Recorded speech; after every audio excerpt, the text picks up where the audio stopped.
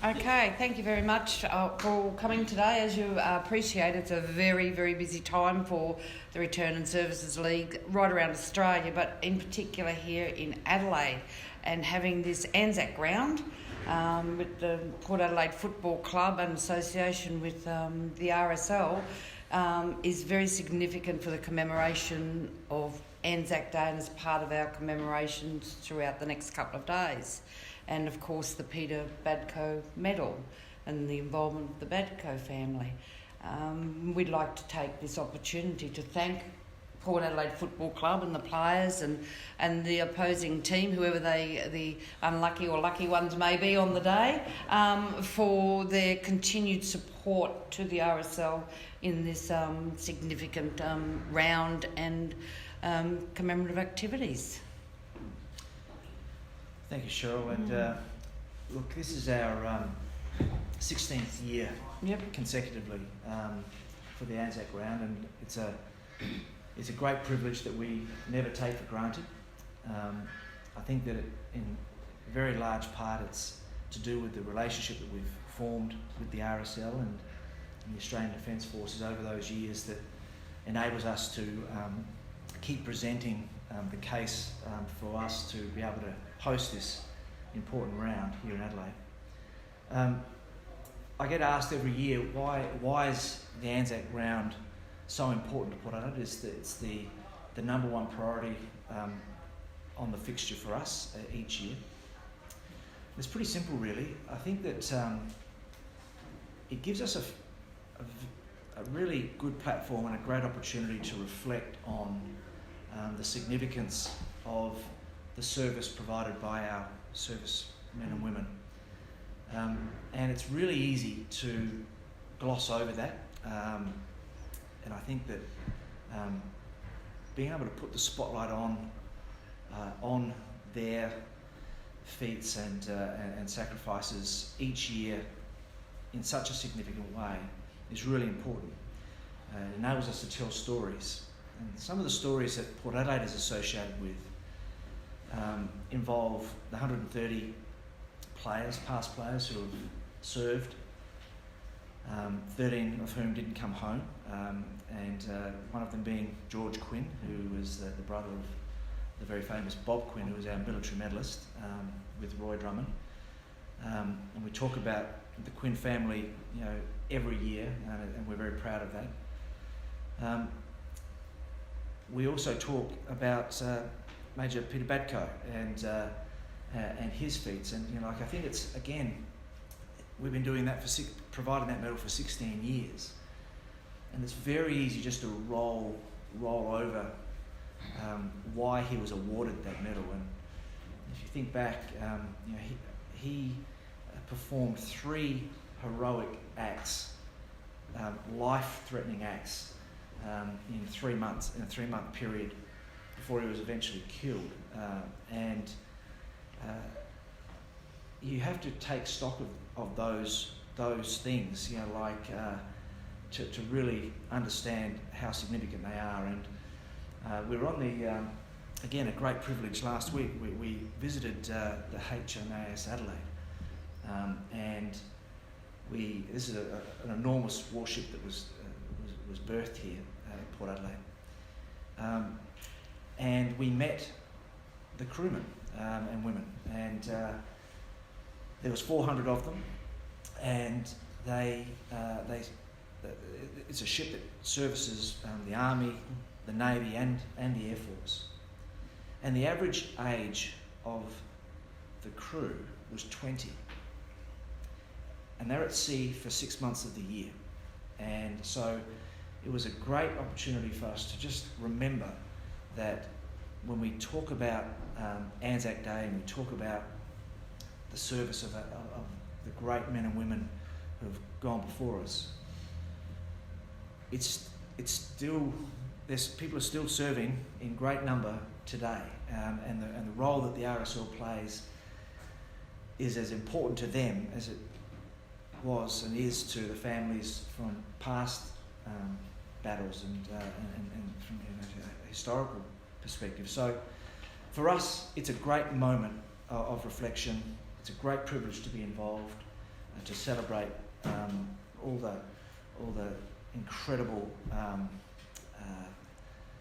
not celebrate, commemorate the stories of all of our servicemen and women, and and this round is absolutely critical to us. So thank you. Any questions? Cheryl, for the players, how important is it this round as far as they're all fighting each other for a spot this weekend? How significant is it for the players? Yeah, I suppose as Keith touched on, it's an absolute privilege and honour to be able to represent our club and the servicemen and women that past and present that have risked their lives for us during this round. So it's always an honour to run out. It's a great atmosphere. There's a little bit of added electricity in the air and everything about the whole week and the build up. In terms of fighting for spots, that's probably not a fair comparison to what they go through, but it's always at the front of everyone's mind. You obviously want to represent your team well and get the opportunity to play for your side, especially on such a special occasion. Tommy, can you describe, you've been through a few of these, standing there when there's dead silence in the last place, what's running through your head? Yeah, we're very fortunate. Our events team do a marvellous job at Adelaide Oval, and whether it's listening to Never Tear Us Apart, there's a bit of electricity in the air, but when everything falls silent, you almost get a bit of a shiver, and the fact that it's at home, I think it just gives you a little added something to play for, especially in that first 5 minutes. You can really draw on that energy and almost gives you an opportunity to reflect on what has gone before us. Tom, do you think you'll get the job on Ben Brown? I think there would be a good chance that I'll have a bit of time on him. Dougal Howard's obviously 200 centimetres and plays full back, so he'd be a nice match-up for him as well. But on a quality player like that, you like to spread the load, so I won't be able to do it alone. How have you seen him, Tommy? I mean, there's a bit of criticism on his performance against Adelaide, sort of staging for free kicks, and he hit them on the scoreboard. So how do you try and shut down Ben? He's obviously a quality player, and he'll take his opportunities as he's a bit of a dead-eye dig. So we try generally just to get a bit of pressure up the field, which is what we had last week, and that makes it a lot easier on us defenders. And then in terms of beating him one-on-one, I'm going to be very reliant on my teammates to come and help me out. So those boys come over and air assist, and hopefully we can keep him and the other forwards quiet. Do you think Radco medal, Tom? How does that rate among other honours throughout the AFL? Yeah, in terms of the honours that are bestowed on our players during the year, this is obviously one of the highest. It goes to someone that exemplifies the ANZAC spirit during the game, and I personally have never won it, but the boys that do are always very appreciative, and they hold it dearly. Keith, a lot of clubs sort of take proactive steps to lock down pieces of their future. Rosie, Butters, Duursma, do you look at offering them sort of long-year extensions this early in the season? Well, look, I guess the first thing is that we're really pleased with how they've started, and they've got a long journey ahead of them. But it's exciting to see this young group come in and fit so well with the team. In regards to securing them, there's no great urgency to do it. We're more interested at the moment in just ensuring that they're feeling settled, that all of them have had to leave families and come over and get themselves embedded into a new lifestyle, and so we do all of that. That looks to have been successful. Then you've got to get them physically ready to play at that level. All of those things happen first. At the appropriate time, Jason Cripps who is our list manager, will talk to them, and I think I notice a lot of clubs are doing that. Once you've seen that they're capable and they're ready for that next step, then securing them is a logical thing to do, but there's no great urgency on it. No, you prefer it to happen sooner rather than... No, I don't. There's, as I said, there's plenty of time, and the most important thing is that they're settled and happy and feeling able to contribute. I think that's happening, so we're pleased with that. think there's a chance that, probably Tommy, there's a chance that maybe your draft pick you got for Jared Pollock might end one up against him, Zach Butters? Are you happy with how that trade worked out early on? Yeah, as Keith touched on, we're very happy with the way that the young boys have progressed, and I don't know if they'll line up directly on each other, but I hadn't actually thought of that comparison until you made it, and we don't look at the business we do in the off-season like that. We see someone we respect as a good player and a great teammate leaving, but in return we've got an exciting young fella that we're really pleased to have as part of our group. How did you send Dursman? I mean, he was one that Pollock was huge for you guys, and then for a young kid to come in and replace him, and he's performed really well.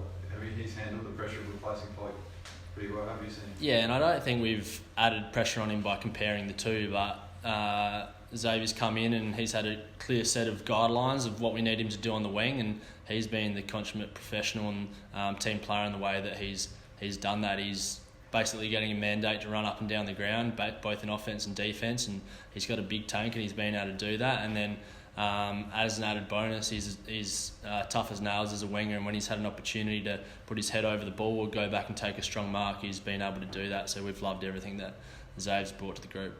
A lot was made after the West Coast game of the dirty ball entries inside 50. Can that sort of style work against teams, even if they don't have the 3 intercept marking defenders? That's something that Portland do often. Yeah, absolutely. I think it typifies a way we want to play our footy, whether it's the way that we kick the ball in or the way that we scrap and fight out a game. So it wasn't just the floaters or the balls going along the ground that that negated their tall backs. It was the way that our forwards actually scrapped it out and made sure that they get a hand in and intercept those balls and make sure that the likes of McGovern weren't taking marks. And if you look at the North Melbourne team, they're very similar. They got a Robbie Tarrant, Scott Thompson, who are key intercept markers. So I think where the opportunity provides itself, kicking the ball along the ground or high or something a bit less favourable to the defender will definitely be done. How the key forwards enjoy picking the ball up off the turf all afternoon? They don't mind. I think as long as they're walking in after 4 quarters with a W next to their name, they're pretty happy. What's the story of dirty ball, Tom? Where did that come from? Was that dirty ball? When you're in footy clubs for a while, you notice that terms get bandied around. They often get changed from year to year, but dirty ball is just about the ball coming in being pressured or just not being laced out. So often we talk about it when the opposition are kicking inside their forward line. We want to get pressure on the ball to make myself and Tom Cleary and Dougal Howe's jobs easier, but we sort of applied it the other way around so that if they've got a spare in defence, we can kick it in a bit filthy to make it tough on them to mark it. So yeah, when you're in footy clubs, there's all sorts of terms. They crop up every now and again. And they come in different forms, and yeah, it's just what it is this year, isn't it, Keith? It's a bit funny that maybe there's been a knock on your kicking skills. I don't know if that's fair. Nah, that was very fair. There was plenty of dirty ball 2 weeks ago, but that wasn't at the direction of the coaches. But I think as a playing group, we have definitely focused on our kicking skills, but at times, it's not necessary to lace someone out. You just got to play smart football, and we're just adopting to the situations we're put in. Do you feel you passed those sort of skill areas, Tom? Oh, no, I like everyone. I'm prone to them. I know you personally, but yeah. As the group. Yeah. There'll be times when we make mistakes. There always is. The opposition might put exemplary pressure on and cause us to make those, and sometimes you just have an off day. People don't go out there with the intention of making a mistake, but we aren't perfect. We're not robots, so they will happen. How did Rosie and Sam Halpern go? They got through training today? Yeah, no worries. Everyone got through unscathed, so we'll be cherry ripe for Friday night. Expect any changes, or you expect to go unchanged after that? I think after a performance like West Coast, you want to reward the boys that were part of that win, so I wouldn't expect too many changes. Cheryl, what is I presume there'll be some tins maybe going, just judging by that, on Friday night, some tins going out. Yes, there will be. What does that money do for, That'll that go? That comes back here for veterans and helps us with our welfare and advocacy. We've got a terrible lot of advocacy cases at the moment with very little advocates, and they're working extreme hours to try and get people across the line to get what they deserved and recognised and that. But we've also got the welfare situations where we've got people that need food, need petrol, need clothing and somewhere to stay overnight. What's So the message to people? that's a message. Dig deep. I mean, we all dig deep, don't we? We really do. And you've got to ask how often, how many times have we got to dig? But we need to, and to help these veterans. And the biggest thing is we send these people away. And I can say that myself because I'm an ex-service woman, and I've got 2 sons currently serving who are returned veterans. We send these people away, we make those decisions, but we as a community need to look after them when they return. And I think we are failing in that respect at the moment, so we need to get better at it. So at our last home game, the Port Adelaide family contributed 880 kilograms of food to Food Bank. I'm sure they're going to dig deep for the ANZAC appeal. I hope so. It'll be wonderful. Yeah, it all goes back to veterans. Yeah.